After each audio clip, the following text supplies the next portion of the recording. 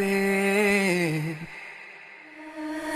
கண்ணோரமாய் சிறு கண்ணீர் துளி வெளி வீழாமலே ஒரு நதியானதே.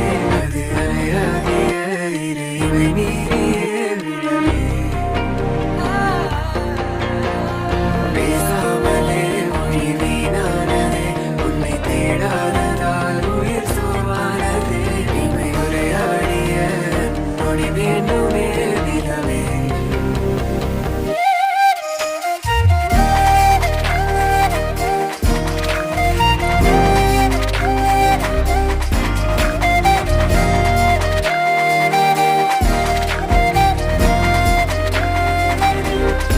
ஒரு நொடியில்